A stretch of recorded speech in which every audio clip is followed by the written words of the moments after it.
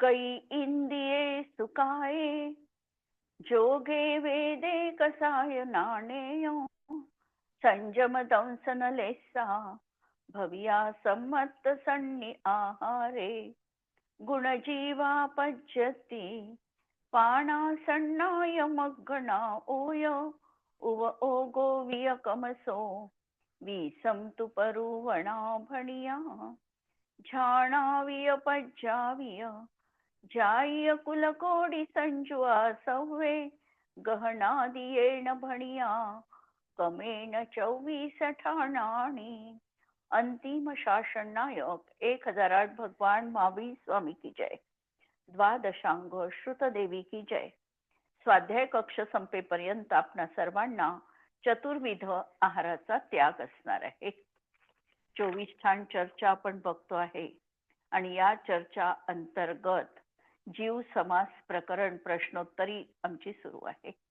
काल आम्ही प्रश्नामध्ये बऱ्याच बारीक गोष्टी बघितलेल्या आहेत की जीव म्हणजे कशा रीतीने आम्हाला जीवाचं संरक्षण करायचं आहे. एकेंद्रियापासून पंचेंद्रियापर्यंतच्या जीवनाची सुरक्षा साधण्यासाठी आम्हाला किती अप्रमत्त बनावं लागतं, किती सजग असावं लागतं याची चर्चा आणि सूक्ष्म जीवांची चर्चा आणि बादर जीवांची चर्चा आम्ही बघितली. त्यापैकी पृथ्वी, पाणी, अग्नी, वायू यामध्ये तर सूक्ष्म बादर हा भेद आहे. आणि जे प्रत्येक वनस्पती आहे, प्रत्येक वनस्पती सगळी बादरच असणार आहे, तिथे सूक्ष्म आणि बादर असा भेद नाही. निगोदी जीवांमध्ये म्हणजे साधारण वनस्पती कायिक जीवांमध्ये नित्य निगोद आणि इतर निगोद असे भेद असून त्याही ठिकाणी सूक्ष्म आणि बादर अशा प्रकारचा भेद आहे. आणि बाकीचे जीव समास आपण बघितलेले होते. अशा रीतीने जीव समासामध्ये काल आपण सगळ्यात जास्त जीव समास याच्यामध्ये वनस्पती कायिकाचे 6 जीव समास असतात आणि बाकीच्यांचे 2-2 आहे. आणि अशा तऱ्हेने आपण हे भेद बघितले. आता प्रश्न चौथा, किस जीव समास में 10 उपयोग होते हैं. हा पण पाहिला की संज्ञी पंचेंद्रिय जीवांमध्ये 10 उपयोग असतात आणि नंतरचाही पाहिला की 84 लाख जाती कोणत्याही याच्यामध्ये कोणत्याही एका जीव समासात असत नाही. आता नंतरचा प्रश्न आहे आपला की एका शब्दामध्ये उत्तर द्या. 3 जीव समास में कौन सा दर्शन होता है. 3 जीव समास त्याच्यामध्ये कोणतं दर्शन होईल.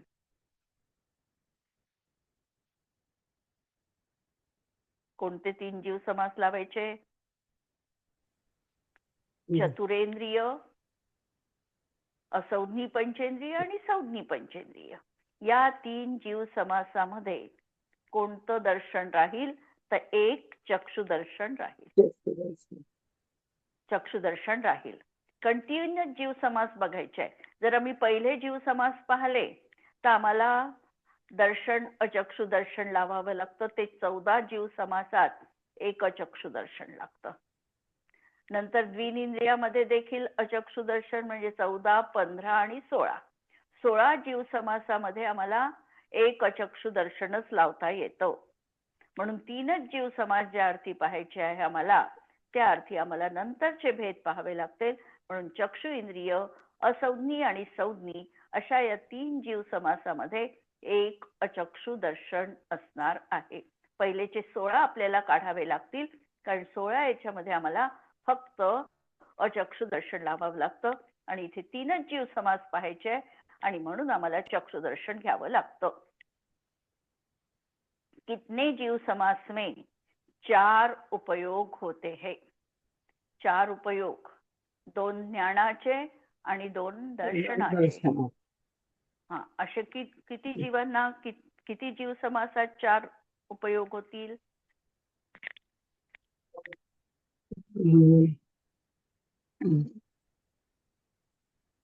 आता आपण तेच लावलं वरच्याही प्रश्नामध्ये. 3 जीव समासात 3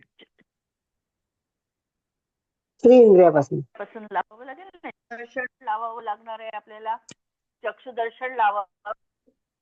त्या ठिकाणी कोणता उपयोग लावावा लागेल.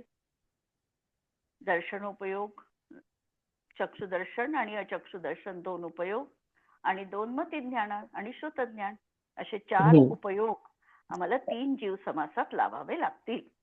म्हणून वरचा आणि दोन्ही हे कनेक्टेड प्रश्न आहेत असे पाहिले तर 3 जीव समासात कोणतं दर्शन असते तर चक्षुदर्शन त्या ठिकाणी, आणि कितने जीव समास में 4 उपयोग असतात तर 3 जीव समासात 4 उपयोग आहे.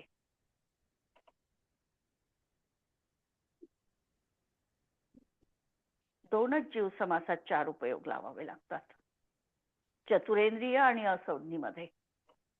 कारण पंचेंद्रिय संज्ञी पंचेंद्रिय घेतला तर आम्हाला उपयोग वाढवावे लागतात. ज्ञानाचे सगळे लावावे लागतात, 7 केवळ ज्ञान सोडून. म्हणून 2 जीव समासात आम्हाला 4 उपयोग लावता येतात, चक्षुरेंद्रिय आणि असंज्ञी पंचेंद्रिय मध्ये. कितने जीव समासों में 10 लाख जातियां होती है. 10 लाख जातियां कोणत्या जीव समासात आहे?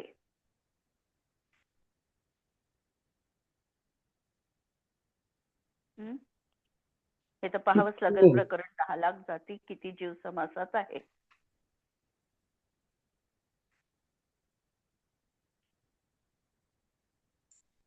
दोन जीव समासात उत्तर आहे. 10 लाख जाती किती जीव समासात येणार आहे?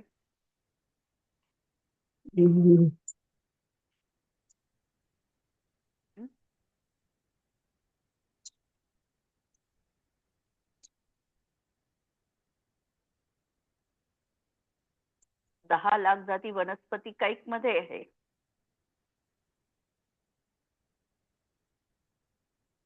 वनस्पती काईक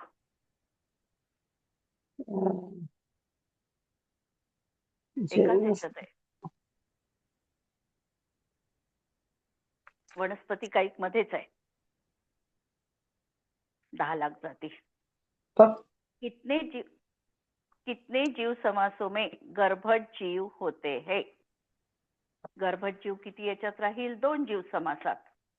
एक असंज्ञी पंचेंद्रिय आणि संज्ञी पंचेंद्रिय.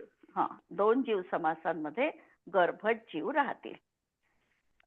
नंतर समासातील जीव कोण होते हैं?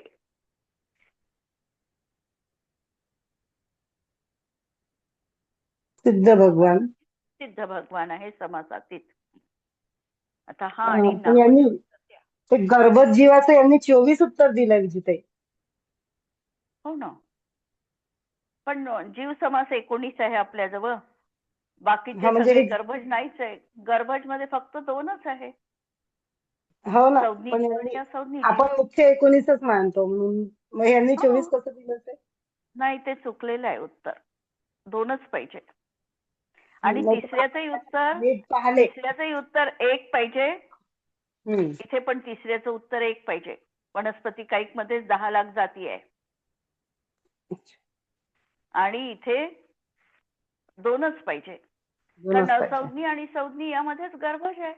बाकीचे सगळे संमोक्षण जन्मवाले आहे. त्याच्यामुळे 2च उत्तर आहे. म्हणजे त्यांचे भेद प्रभेद पाहिले असतील काही असं मला म्हणायचं होतं. आपण जे म्हणजे आता 406 वगैरे पाहिले त्याचे. नाही, प्रकरण आपण कोणतं लावू लागलोय या ठिकाणी? आपण 19 जीव समासाच्या अपेक्षेने प्रकरण लावतोय आणि 24 स्थानामध्ये 19च जीव समास त्यांनी लावलेले आहे. त्या दृष्टीने. पण तरी पाहू, 24 असेल तर नंतर पाहू डिटेल मध्ये. लावले असतील तर 24, मग ते भोगभूमीच्या अपेक्षेने वगैरे लावले असतील तर तरीही नाही झाले, तरीही होत नाही 24.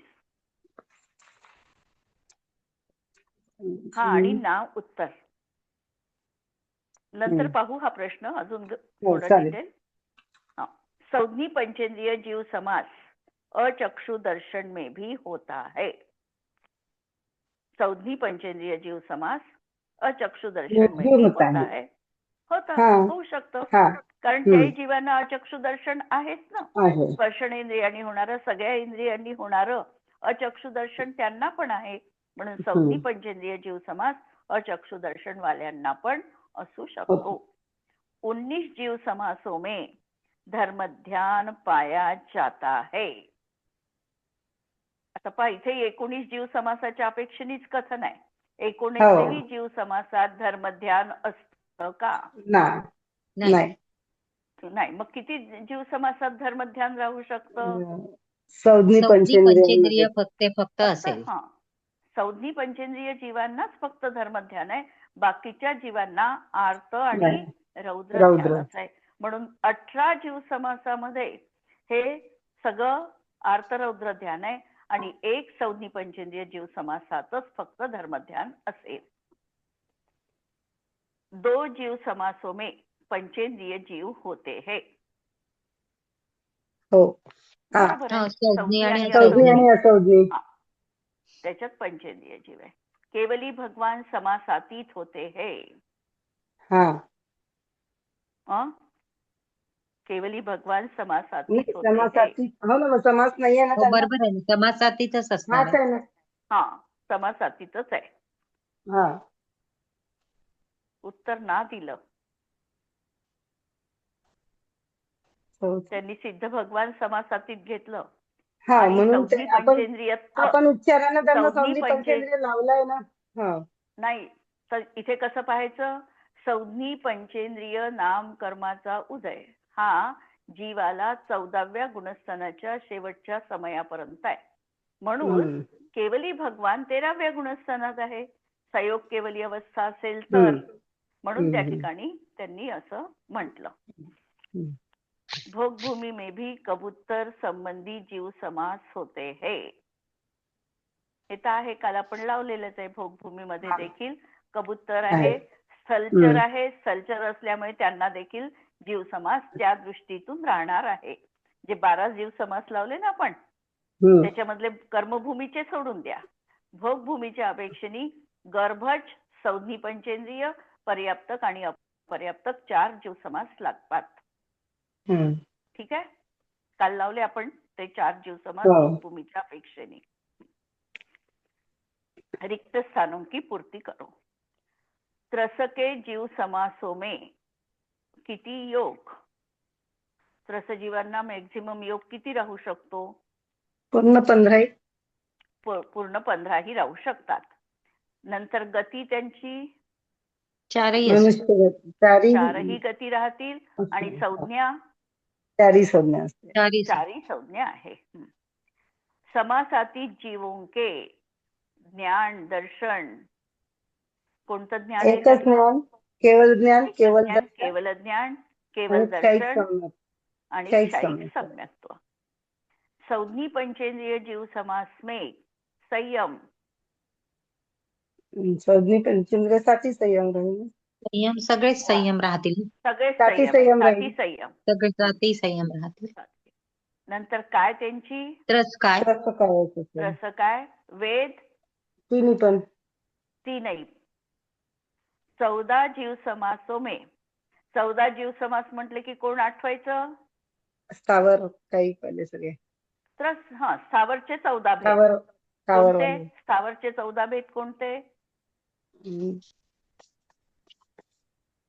पृथ्वी, जल, पृथ्वी, अग्नी, पाणी, अग्नी, वायू, वनस्पती, सूक्ष्म बादर आणि वनस्पतींचे 6 भेद पुन्हा आहे. प्रत्येक वनस्पती त्याच्यामध्ये सूक्ष्म इतर निगोद प्रत्येक. कसे करायचे पहा. याचे भेद करताना पृथ्वी, पाणी, अग्नी, वायू पर्यंत घेऊन घ्यायचे. 4. बादर सूक्ष्म म्हणजे 8 झाले. आणि वनस्पतीला बाजूला ठेवायचं आणि वनस्पतीचे 6 ऍड करायचे. 8 आणि 6 14. तर वनस्पतीचे कोणते होईल? पहिले प्रत्येक साधारण वनस्पती, साधारण वनस्पती आणि प्रत्येक. साधारणचे परत 2, नित्य निगोद आणि इतर निगोद. आणि प्रत्येकाचे परत 2 सूक्ष्म बादर, सूक्ष्म बादर आणि प्रत्येकचे सप्रतिष्ठित आणि अप्रतिष्ठित असे मिळून एकूण 14 जीव समासांमध्ये किती उपयोग राहील? 3. 2 ज्ञानाचे आणि अचक्षु दर्शन. नंतर योग. योग पण 3. कोणते 3 योग राहील? एक काय योगाचं राहील. हम्म. हम्म. ज्ञानोपयोग आहे तर मग मोठे उपयोग झाले. एकच योग योगामध्ये राहील योगाचे ना? किती एकच योग राहील. एकच एकच योग योग राहील राहील. ना? त्यांना 3 योग लावायचे. औदारिक, औदारिक मिश्र हा आणि कारमान. अवघड. हे 3 लावायचे. करायचे. आणि समजा पर्याप्तक जीवाला विचारलं, एकेंद्रियामध्ये पर्याप्तक जीवाला किती योग राहील हे या एकच राहील ठिकाणी मग तुम्ही म्हणजे. मिश्र चर्चा नाही घेतली. राहणार मग. मग तिथे मग औदारिक लावायचा. एकच तिथे राहील. एकच योग लावायचा. म्हणजे मी मध्यंतरी सांगितलं होतं की एकेंद्रिय जीवाची उत्कृष्ट आयुष्य हे पृथ्वी कायिकाचं आहे 22,000 वर्ष. आणि 22,000 वर्षाचं जर तो आयुष्य घेऊन त्या ठिकाणी पृथ्वी कायिक जीव झाला तर त्याला 22,000 वर्ष पर्यंत एकच औदारिक कायोग राहतो. योगामध्ये तिथे बदल नाही. औदारिक कायोग 22,000 वर्ष पर्यंत त्याचा एकच योग कायम राहतो. आणि मरणाच्या अपेक्षेने जर बघितलं तर विग्रह गतीमध्ये कारमान, नंतर मिश्र आणि नंतर औदारिक कायोग अशा प्रकारे योग त्या ठिकाणी राहणार आहे. आणि त्या सावरकायिक जीवाचं ते आयुष्य पाहून तशा प्रकारचा योग आपल्याला लावावा लागतो. पृथ्वी कायिकाचा 22,000 वर्ष राहू शकतो. जलकायिकाची आयु आहे एकूण मॅक्झिमम 7,000 वर्ष जलकायिक जीव. तर 7,000 वर्ष त्याला एखादा जीव जल हेच ज्यांचं शरीर आहे तिथे जर त्याचा उत्पन्न झाला तर 7,000 वर्ष पर्यंत तो राहू शकतो आणि तो औदारिक कायोगवाला आहे. जलकायिक जीव झाला पृथ्वी, पाणी, अग्नीचं आयुष्य 3 दिवस. 3 दिवस म्हणजे 3 दिवस पर्यंत. नंतर अग्नी, वायू, वनस्पती आयुष्य वायू वनस्पतीचं आयुष्य 10,000 वर्ष. आणि वायुकायिक जीवाचं आयुष्य 3,000 वर्ष. 3,000 वर्ष. तर एवढ्या काळपर्यंत एखाद्या जीवानी त्या योनीमध्ये जन्म घेतला, ती पर्याय त्याला प्राप्त झाली तर तो एकच योगवाला तिथे राहणार आहे. आणि बाकी अपेक्षेने लावलं, सामान्य कथन केलं तर 3 योग लावायचे. म्हणून या ठिकाणी आपण सामान्य कथनाने 3 योग लावू. आणि लेशा त्यांना 3 छिद्र लेशा, अशुभच लेशा, अशुभ लेशा 3. 6 जीव समासांमध्ये काय राहील? काय आता आपण 6 जीव समास लावले ना वनस्पती कायिक मध्ये. 6 जीव समासोमे वनस्पती काय जाती, एकेंद्रिय जाती आणि आश्रवाचे प्रत्यय. आश्रवाचे प्रत्यय किती राहील? जाती त्यांनी 38 लाख लावली. एकेंद्रिय जाती हे स्थूल कथन झालं. त्याच्यामधल्या जाती पाहिल्या तर 38 लाख जाती. आणि आश्रवाचे प्रत्यय कसे लावाल? आता एकेंद्रिय जीवासाठी आश्रवाचे प्रत्यय लावायचे 38. कसे लागेल? 5 मिथ्यात्व, 5 मिथ्यात्व, 7 अविरती, एकच अविरती नाही 6 अविरती, 7 अविरती. षटकाईक म्हणजे 6 आणि 1 6 आणि 1 7 अशा प्रकारच्या 7 अविरती. आणि 23 कशा राहतील? एकच नपुंसक, कमी होतात 2. 23 कशा आणि आहे? 3 योग आणि योग 3 योग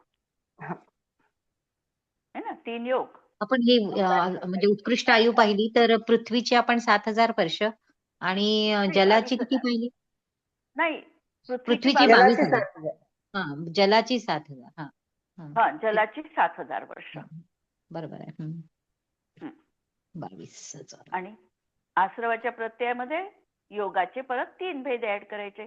म्हणजे 5 तऱ्हेचं मिथ्यात्व, 7 अविरती, 23 कषाय आणि 3 योग असे मिळून 38 आश्रवाचे प्रत्यय त्यांना राहतील. आता जोड्या लावा, हे तर पाहावंच लागेल. वनस्पती 14 जीव समास. 6 जीव समास. नाही, वनस्पतींचे 6. 14 आहे ना. वनस्पतीचे 6 नाही नाही 6 जीव समास. वनस्पतीचे 6.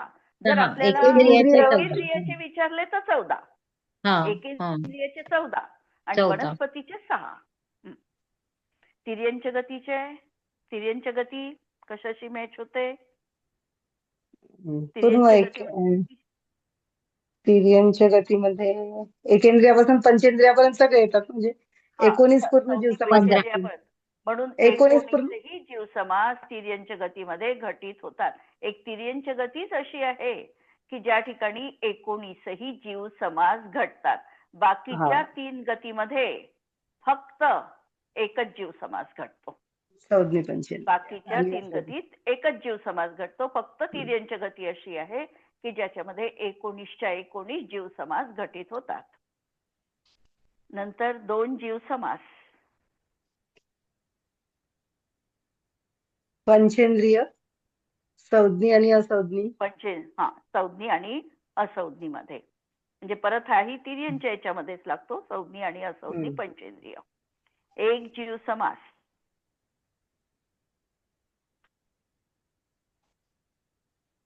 एक जीव समास.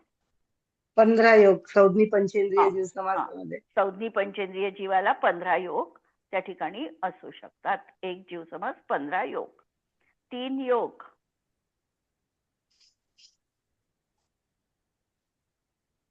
आता आपण पाहिलं 14 जीव समासात 3 योग पाहिले होते. 14 जीव समासात 3 योग लागतात, म्हणून 14 जीव समासात 3 योग. नंतर समासातीत सिद्ध भगवान. सिद्ध भगवान. द्विनिंद्रिय. द्विइंद्रियामध्ये एकच जीव समास. द्विइंद्रिय समास. एकच जीव समास. कोणता? द्विनिंद्रियच एक जीव समास घडतो. आणि सासाधन सम्यक्त्व. सासाधन सम्यक्त्वामध्ये पंचेंद्रिय लागेल का? राहिलं 9 जीव समासच राहिलं तिथे.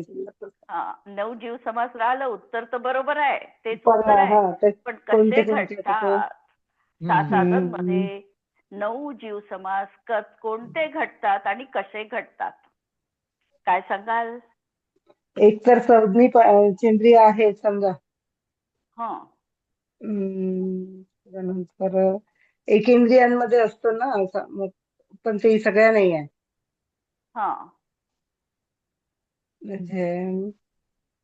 म्हणजे कसं, आता इथे थोडं लावताना आपल्याला हा झालेला भाग आहे तसा, पण पहा आता एखादा जीव सासाधन सम्यक्त्वामध्ये, म्हणजे प्रथमोपशम सम्यक्त्व त्यांनी आयुष्याच्या शेवटच्या अंतर्मुहूर्तात सुरू केलं. अंतर्मुहूर्तपर्यंत तो सम्यक्त्वाचा अनुभव घेतला आणि प्रथमोपशमाचा काळ मॅक्झिमम 6 आवली किंवा 1 समय शिल्लक असताना त्या जीवाचं मरण झालं. असा जीव हा पृथ्वी, पाणी आणि वनस्पती, पृथ्वी, पाणी आणि वनस्पती, अग्निकायिक आणि वायुकायिक होत नाही, म्हणून ते जीव समास काढायचे. आणि याच्यामध्ये सूक्ष्म जीव समास जो भेद आहे तिथे उत्पन्न होत नाही, स्थूल मध्ये उत्पन्न होतो. म्हणून पृथ्वी स्थूल, जलकायिकाचा स्थूल भेद आणि वनस्पती कायिकाचा भेद. आणि अशा रीतीने तो 3 झाले. हे संज्ञी पंचेंद्रियत्व 1, द्विनिंद्रिय, 3 इंद्रिय, चतुरेंद्रिय आणि असंज्ञी, अशामध्ये कुठेही तो जन्म घेऊ शकतो. आणि अपर्याप्तक दशेमध्ये त्याचं दुसरं गुणस्थान असतं. तिर्यंच गतीचा त्याला उदय सुरू झालेला आहे.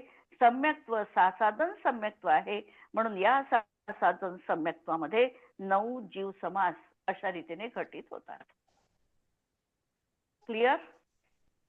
परत एकदा की हा एखादा जीव प्रथमोपशम सम्यक्त्व त्यांनी शेवटी अंतर्मुहूर्तात आता सुरू केलेला आहे, आयुष्य कमी राहिलेलं आहे, आणि अशा रीतीने त्यांनी त्या ठिकाणी प्रथमोपशम सम्यक्त्व सुरू केलं. हा जीव आहे आता मरण करणारच आहे.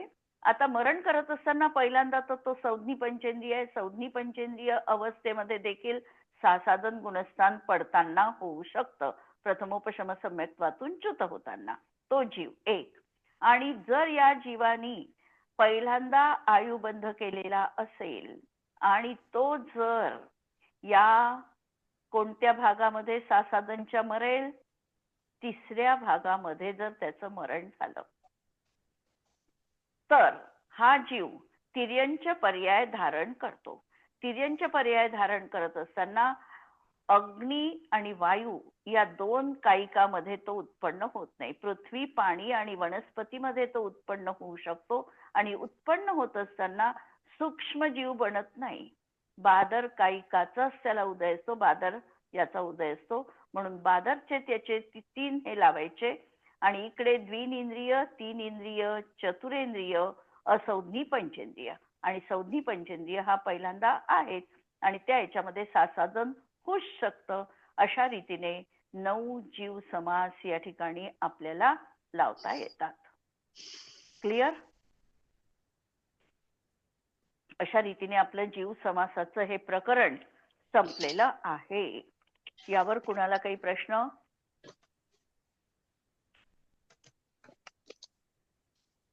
प्रश्न नसेल तर आपण पुढचं चॅप्टर घेऊ, पर्याप्तीचं चॅप्टर. पर्याप्ती काय आहे? पर्याप्ती हा शब्द आम्ही नेहमी ऐकतो आणि त्याचा अर्थ जर पाहायचा असेल आम्हाला, पर्याप्ती याचा अर्थ आहे पूर्णता.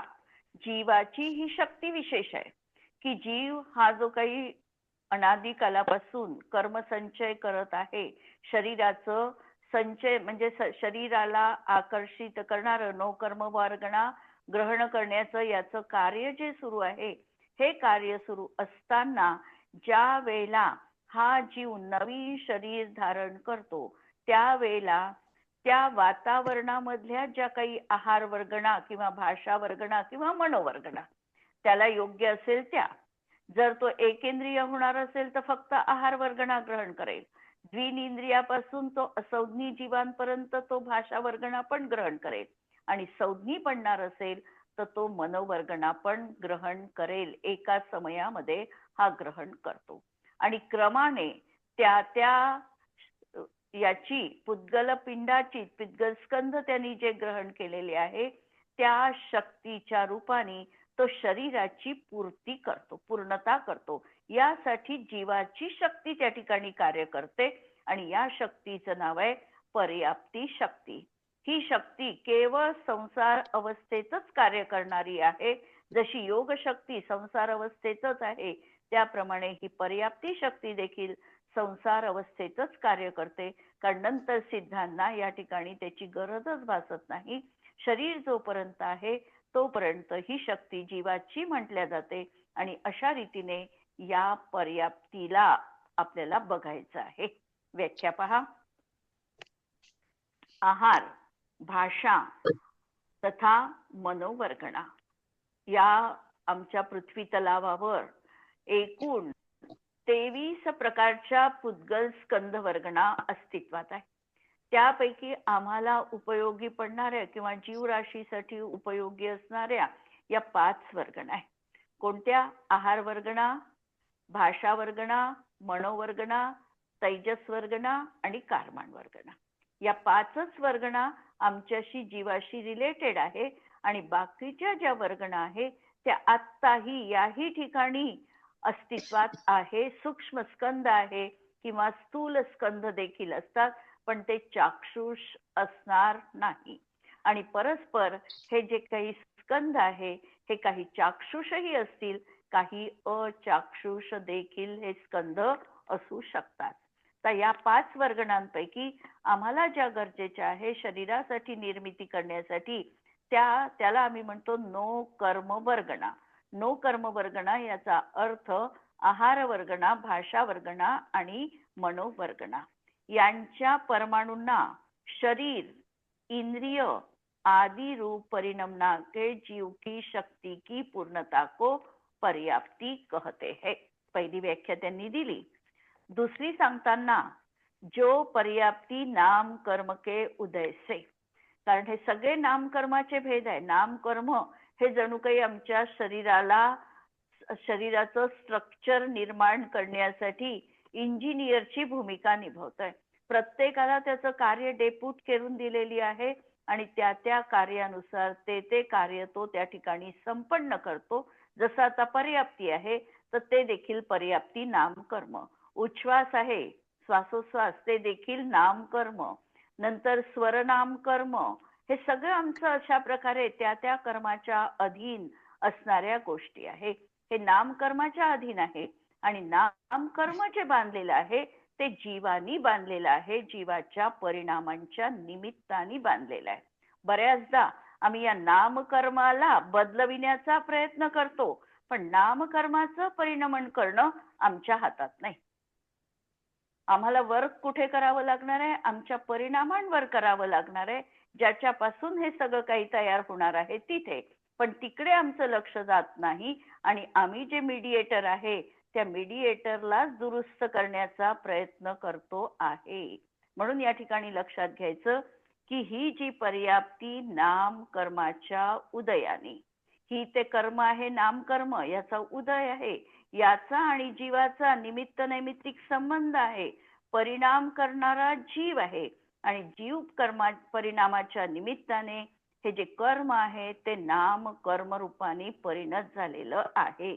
त्याच्या उदयाने योग्य सर्व पर्याप्ति को पूर्ण करने की शक्ति से संपन्न होते हैं, उन्हें पर्याप्त जानना चाहिए. गोमटसाची व्याख्या किंवा आहार शरीर आदि की निष्पत्ति को पर्याप्ति कहते हैं. गृहित आहार आदि कारणों की पूर्णता को पर्याप्ति कहते हैं. अशा रीतीने पर्याप्तीला आपल्याला बघायचं आहे. आता पर्याप्ती किती आहे? तर 6 पर्याप्ती आहे. नावं माहिती आहे बहुतेकांना. कोण सांगेल नाव? आहार आहार पर्याप्ती, शरीर पर्याप्ती, इंद्रिय पर्याप्ती, श्वासोच्छ्वास पर्याप्ती, भाषा आणि मन पर्याप्ती. याच क्रमाने पर्याप्तीची नावं यायला पाहिजे. याचं कारण या क्रमानेच त्याची पूर्णता होणार आहे. त्याची पूर्णता होणार आहे, म्हणून याच क्रमाने आपल्याला ही नावं पाठ करायची आहे. आहार पर्याप्ती किसे कहते हैं? 3 शरीर, 3 म्हणजे औदारिक शरीर, वैक्रियक शरीर आणि आहारक शरीर, यासाठी लागणारी वर्गणा एकच आहे, आहार वर्गणा. पण या आहार वर्गणेमध्ये देखील औदारिक शरीरासाठी लागणारं जे काही आहे ते वेगळ्या दर्जाचं आहे, म्हणून कुलकोटी झालं, त्याचं प्रकार झाले, व्हेरिएशन झाले. म्हणून आहार वर्गणेपासूनच 3 शरीर पडणार आहे, औदारिक, वैक्रियक आणि आहारक. आणि 6 पर्याप्तियों के योग्य पुद्गल स्कंदों को खल रस भाग रूप से परिणमने की शक्ति की पूर्णता को आहार पर्याप्ति कहते हैं. लक्षात घ्या, एखादा जीवाचा आता जन्म झाला याचा अर्थ तो विग्रह गतीपासूनच त्याचा नवीन आयुचा आणि नवीन गतीचा उदय सुरू झालेला आहे. पहिला जन्म तर वास्तविकतः तोच आहे, त्याचा तिथेच आहे जन्म. आणि हा जन्म झाल्यानंतर काही काळ म्हणजे 3 समय मॅक्झिमम तो नो कर्म वर्गणांचं ग्रहण करणार नाही एखादा जीव. त्याला त्यावेळेला म्हटलेलं आहे अनारक. आणि ते 3 समय संपले की लगेचच कोणाकोणाला तर 3 समय अनारक राहणार नाही. कोणी तर रुजुगतीने जाणारा असेल तर तो आहारकच राहील, त्याला कार्माण कायोग असणार नाही किंवा अनाहारक अवस्था त्याची होणारच नाही.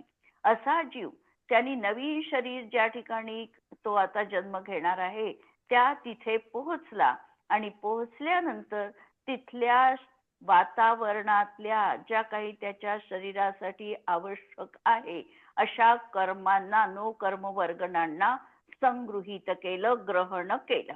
आणि ग्रहण केल्यानंतर त्या आहार वर्गणेमध्ये कोणत्या भाग हा कडक रूपाने परिणमित होणार, कोणता भाग रसरूपाने परिणमित होणार, ही त्याची निश्चिती त्या ठिकाणी झाली. तर जी निश्चिती झाली आहे त्याला त्या भागरूप परिणमण्याची जीवाची जी शक्ती विशेष, तिला म्हणायचं पर्याप्ती. म्हणजे जर आता ती वातावरणातली आहार वर्गणा ग्रहण केली, काही वर्गणा कडक आहे तर त्याला हा खलभाग रूप म्हणजे कडक हार्ड रूप म्हणा अशा रूपाने परिणमणार आहे. आणि काही जर त्याच्यामध्ये द्रवरूप होण्याची योग्यता असेल त्याला रक्त वगैरे रूप परिणमविणार आहे. तर ती परिणमविण्याची जीवाची शक्ती, इथे शक्ती महत्वाची आहे आणि त्या शक्तीला म्हणायचं आहार पर्याप्ती. आणि पूर्णता करण्याचीच ही याची शक्ती आहे, म्हणून हिला पर्याप्ती म्हटलेलं आहे. कोणतंही समजा आकाशात आपण एखाद्या वेळेला ढगांचा खेळ बघतो आणि ढगांचा खेळ बघत असताना ढगांचे वेगवेगळे त्या ठिकाणी आकार दिसतात आम्हाला. तर जीव काय करतो, ते आकार बघत असताना आम्ही केवळ आकार नाही बघत. कधी कधी आम्ही असा विचार करतो की पहा, हा राजमहालासारखा आकार दिसत आहे, हा झाडांच्या पानांसारखा दिसत आहे, किंवा हा त्रिशूळ सारखा आकार दिसत आहे. अशा प्रकारे त्या ढगांच्या त्या चालणाऱ्या स्थितीवरूनही आम्ही तिथेही पूर्णता करण्याचीच कल्पना करतो. त्याप्रमाणे जीवाची शक्ती जी आहे ही अशी पूर्णतेकडे झुकणारी आहे आणि त्या शक्तीला या ठिकाणी पर्याप्ती असं म्हटलेलं आहे. इथे आपण थांबू, उद्याला पुढचा भाग बघू. जिनवाणी के ज्ञान ते तुझे लोकालो, सो जिनवाणी मस्तक नमो सदा देत हूँ को.